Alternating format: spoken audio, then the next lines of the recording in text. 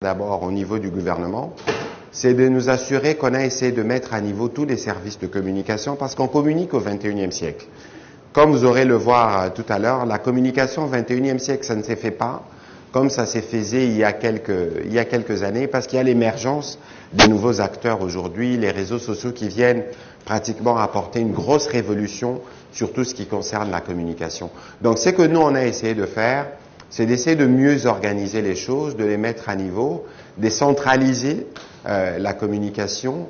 Ensuite, nous avons évidemment une cellule de communication stratégique et on se concerte avec tous ceux qui sont occupés sur la question.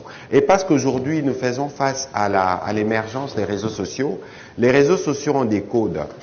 Vouloir communiquer sur des réseaux sociaux, c'est là que vous voulez atteindre par exemple la couche la plus populaire, les jeunes, ils y sont. La première chose que nous devons faire, nous, comme gouvernement, c'est d'arriver à authentifier de sources. Je vous donne un exemple. Vous avez par exemple sur X une plateforme qui est très prisée par les hommes politiques. Lorsque vous avez, comme moi, un compte, vous devez vous assurer que votre compte est certifié. Parce que vous pouvez avoir plusieurs Patrick Muyaya, si les comptes ne sont pas certifiés, vous ne pouvez pas imaginer ce qui peut être dilué et qui peut être mis sous la responsabilité du porte-parole du gouvernement. Donc nous, on a travaillé aujourd'hui à authentifier les sources officielles pour nous assurer que, par exemple, le compte de la présidente, le compte des ministères, lorsqu'ils communiquent, ceux qui suivent doivent se dire que la communication qui vient de là est une communication qui vient de sources authentiques. Alors, il est important, parce que nous parlons ici de modules de communication de crise, de connaissance de médias, il est important aujourd'hui de savoir que lorsque vous communiquez, vous ne communiquez pas que pour le média classique. Alors, les médias classiques aujourd'hui sont un peu en déperdition. La presse écrite, elle n'existe presque plus aujourd'hui. Regardez simplement les titres de journaux que nous avons. Et donc, les médias, on les consomme tous à partir de nos supports. Donc, on a la presse écrite, la presse audiovisuelle, radio, télé. Ensuite, on a l'émergence aujourd'hui des réseaux sociaux. Les réseaux sociaux, c'est un ensemble qui contient à la fois X, Facebook, Instagram, TikTok, ils ne répondent pas au même protocole. Vous avez un pays qui a plus de 10 500 kilomètres de frontières. Vous avez 9 pays voisins. De tous les 9 pays voisins, nous sommes les pays les plus grands. Alors, je peux vous donner un exemple. Lorsque vous allez dans nos villages, les cases, généralement, n'ont pas des clés ni des cadenas. Parce que généralement, dans les cases, peut-être qu'il n'y a pas des biens précieux qu'on y garde. Mais regardez la République démocratique du Congo et tout ce que nous avons, on parle d'un potentiel évalué à plus de 24 000 milliards de dollars. Mais comment pensez-vous que sans avoir de services de sécurité, une armée forte, on soit en mesure d'assurer la pleine souveraineté et la pleine sécurité de ce que nous avons? Et donc, je crois que pour un pays comme le nôtre, la première urgence, et c'est ce que nous faisons avec le président Tshisekedi, c'est d'investir dans la sécurité. Et aujourd'hui, si nous avons une population de 100 millions d'habitants, je pense modestement que nous devons avoir au moins une armée de 1 million de soldats. Alors, malheureusement, il y a un peu la difficulté en termes de perception. C'est pour ça que vous qui participez au Tchèze, qui avez le privilège de côtoyer nos militaires, nous devons beaucoup travailler à améliorer le rapport civilo-militaire et pour que finalement, lorsqu'on parle d'armée, lorsqu'on vous dit que vous devez envoyer votre enfant dans l'armée, que vous ne réfléchissiez pas 2 fois. Parce que dans l'armée, vous avez le privilège d'avoir des généraux qui viennent de la France, ils vous diront que c'est dans l'armée qu'il y a les meilleurs dans toutes les sociétés. Toutes les meilleures technologies sont d'abord militaires. Les meilleurs médecins sont d'abord militaires. Les meilleurs ingénieurs. Et donc, il faut considérer que l'armée, dans un pays, c'est un corps d'élite. Et que nous tous, collectivement, bien au-delà d'ailleurs de ce que les politiques peuvent avoir comme ambition, nous tous, nous devons comprendre que si nous aimons ce pays et que nous devons le protéger, nous devons travailler à avoir des services de sécurité qui sont en mesure ou qui sont à la taille du pays. Et donc, nous, au gouvernement, on y travaille, mais sur cet aspect, il est important que les citoyens puissent s'impliquer parce que ceux qui doivent aller dans l'armée demain, ce sont nos enfants. Et nous, nous devons nous assurer qu'on leur a donné les raisons de venir dans l'armée. Et donc ça, c'est un point important. Je pourrais y revenir sur les questions. Alors, l'autre point, C'est le point de la diplomatie. Parce que nous appartenons à des organisations régionales, sous-régionales ou internationales. La RDC, nous sommes à la fois CEAC, nous sommes à la fois EAC, nous sommes à la fois SADC. Nous sommes aussi Union africaine. Et dans un contexte comme celui-ci, dans une confrontation avec un pays avec lequel vous êtes membre dans plusieurs organisations régionales, la bataille s'exporte sur les terrains diplomatiques. Là aussi, qu'on ne vous trompe pas, on a fait beaucoup de progrès. Malheureusement, le temps de la diplomatie n'est pas le temps qui est le nôtre. La diplomatie, je dois rappeler, ne fonctionne pas, en tout cas de manière générale, comme fonctionnerait la morale. Vous savez mieux que moi, sûrement que cela vous a été dit ici, les États n'ont que des intérêts. Et dans les traitements d'un conflit, les États ne les traitent pas en fonction forcément du nombre de morts ou des victimes, ils les traitent en fonction des intérêts qui sont les leurs. On aura l'occasion de revenir notamment sur la question de la France, qui malgré que ce elle qui écrit les résolutions pro-RDC au Conseil de sécurité, qui malgré la coopération militaire que nous avons, est souvent perçue ici comme soutien du Rwanda. Parce que les Congolais estiment à raison, de notre point de vue, que la France devait être plus tranchante sur le Rwanda, alors que la France regarde elle aussi sa relation diplomatique avec le Rwanda et les intérêts qu'ils ont sur d'autres terrains, de se dire, voilà, il y a des limites à mon action. Vous voyez un peu la complexité de la diplomatie. Et donc, là aussi, ça reste un terrain sur lequel nous aurons l'occasion de revenir. Alors, il y a le front judiciaire. Je parlerai du front médiatique à la fin.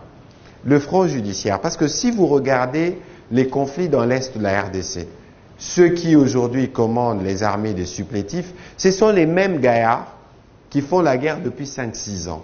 Et les mêmes gaillards n'ont jamais été sanctionnés. Ils n'ont jamais subi la rigueur de la justice. Mais alors, comment pensez-vous qu'on peut mettre fin à la crise si vous n'avez pas une justice qui a opéré?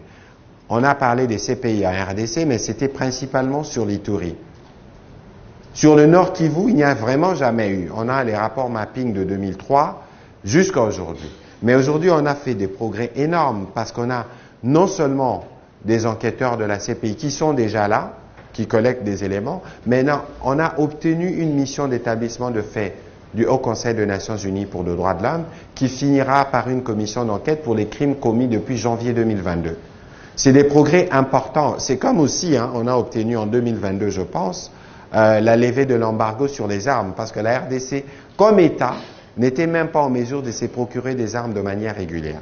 Ce sont des progrès que nous faisons qui, malheureusement, ne sont pas toujours perceptibles. Alors, dans la justice ici, c'est pas seulement dans la dimension internationale.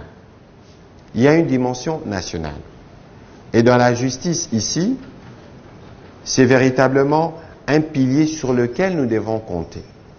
Si nous voulons nous assurer que les auteurs des crimes les plus imprescriptibles, qui ne sont pas simplement des natures à toucher les humains, même l'économie, on y reviendra, dans le front qui suit, puissent répondre de leurs actes. Alors, et puis nous avons le front économique. Mais pourquoi? Parce que le fond de la guerre, il est économique.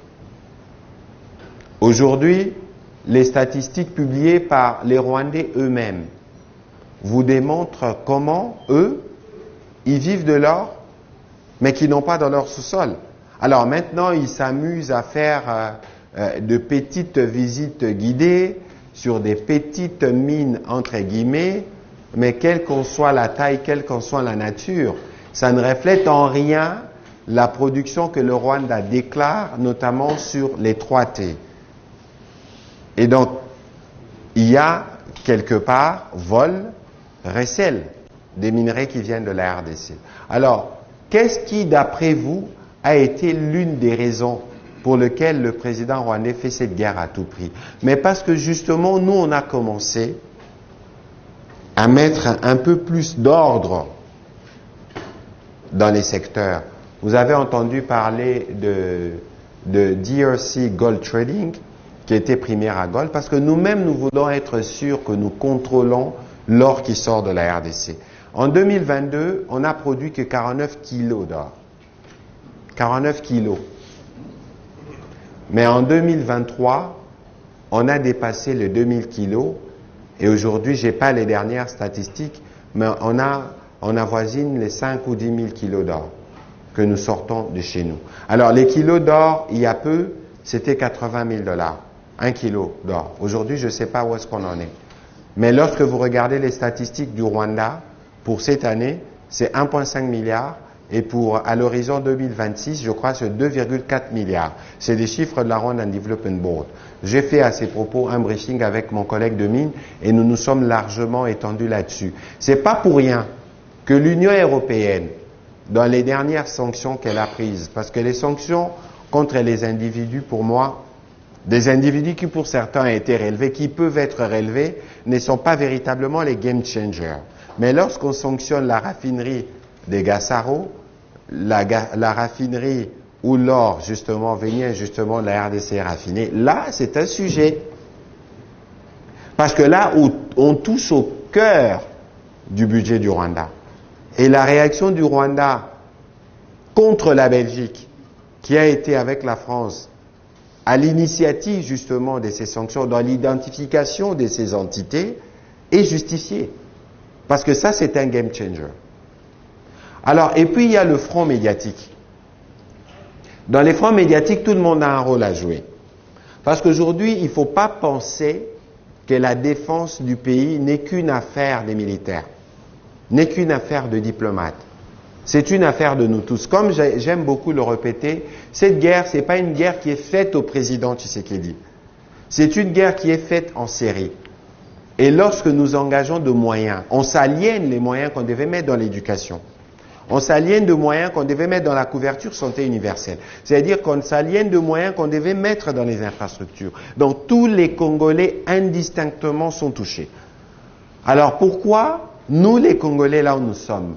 Parce que nous sommes, il n'y a rien qui ne soit plus grave d'ailleurs dans l'histoire des citoyens que de perdre pour un moment la souveraineté sur une partie du territoire. C'est comme si on prenait votre main et que vous en avez perdu l'usage. Je ne pense pas que les restants du corps humain seraient à l'aise et en mesure de pleinement fonctionner. Il n'y a rien de plus grave. Et donc ici, parce que la guerre, c'est aussi la guerre du narratif. Parce que nous sommes dans une guerre hybride. Parce que la guerre s'est faite partout, y compris sur les réseaux sociaux. Alors ça veut dire que vous avez un rôle à jouer. Alors qu'est-ce que vous faites? Je prends souvent cet exemple-là.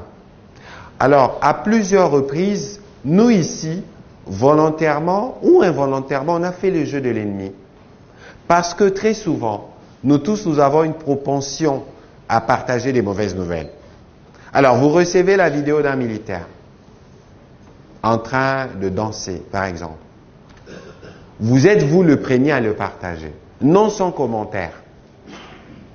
Lorsque vous les partagez, ça tombe sur un point A et ça circule. Et finalement, les gens disent « Ah, voilà l'image de deux militaires. » Mais vous êtes les premiers à les avoir détruits. Parce qu'il y a des brebis galeuses partout. Alors, vous avez suivi qu'au Rwanda, il y a un militaire qui a tué une dizaine de personnes, mais vous n'avez jamais vu les images d'ailleurs des dégâts qu'il a commis et jamais vu l'image du militaire en question. Parce que les militaires, comme les policiers, c'est des gens qui ont fait le choix de mourir pour nous. Il faut les protéger. Alors, je me souviens qu'une fois, nous avons eu une grosse crise à gérer ici parce qu'on attaquait les chancelleries, mais la crise a commencé parce que, justement, les laboratoires rwandais qui inoculent les vanins ici ont inoculé les vanins. Ils ont récupéré et sorti du contexte une vieille interview d'Anthony Blinken sur la question de la guerre dans l'Est pour dire que les Américains soutenaient le Rwanda et pas la RDC. Les lendemains, il y a eu des gens qui étaient dans la rue. Les lendemains, c'était un samedi, je crois, on s'est attaqué à des diplomates. Mais pourquoi attaquer les diplomates? Parce que quoi qu'il en soit, les diplomates qui sont ici sont nos alliés. Même si dans leur centrale, il y a les éléments qui viennent du partout, mais il faut partir du postulat que tous les diplomates qui sont accrédités en RDC sont là pour parler de la RDC. Et vous voyez que nous-mêmes, parfois, de par notre attitude, on a favorisé les jeux de l'ennemi parce qu'on a partagé son poison.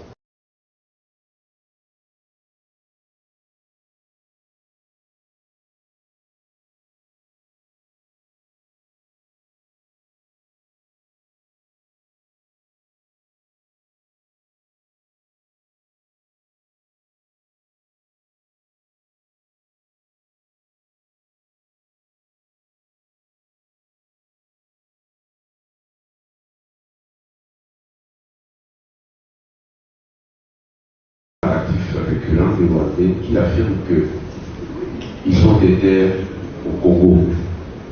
Moi, je sais que ce n'est pas vrai. Nous ne réagissons pas suffisamment à cet égard. Voir les militaires, le téléphone Android à côté et l'armée à droite.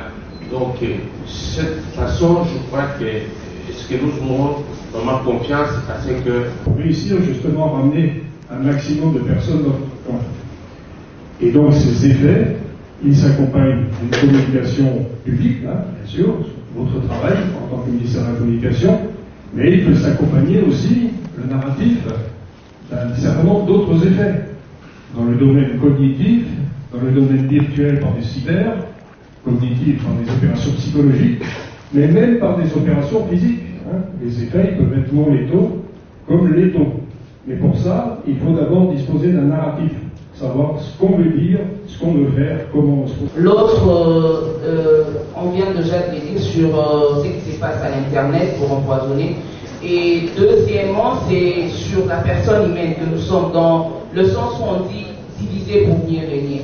Donc le Rwanda utilise nous, le Congolais, pour que nous puissions, sur des sujets qui nous divisent, pour que nous puissions prendre de l'ampleur, occuper des... J'appelle le poison rwandais. C'est un ensemble. Et cet ensemble, je peux le définir en compréhension. C'est tout ce qu'il y a comme raison, mensonge que le roi. Je pense que si poison rwandais existe, et ce poison est entretenu par la mauvaise communication ou la communication défaillante de la République démocratique du Congo. Ce que je vous ai dit, il y a quelques jours, j'ai suivi un curé rwandais faire appel aux Banyamulenge, leur demander de se départir de ce complexe, parce que les Banyamulenge n'existent pas. Ils doivent accepter qu'ils sont rwandais, parce que nous savons ici qu'il n'y a pas eu... C'est pour ça que je disais, j'ai pris l'exemple du Swahili, en disant que en Swahili on dit Swahili imezaliwaka Zanzibar. Le Swahili est né au Zanzibar, imekoma la Tanzanie, il a grandi en Tanzanie. Ikagonjwaka Kenya, il est tombé malade au Kenya. Ikakufa Ouganda, il est décédé en Ouganda. Na wakaizika Congo, on l'a enterré au Congo. C'est-à-dire l'Est du Congo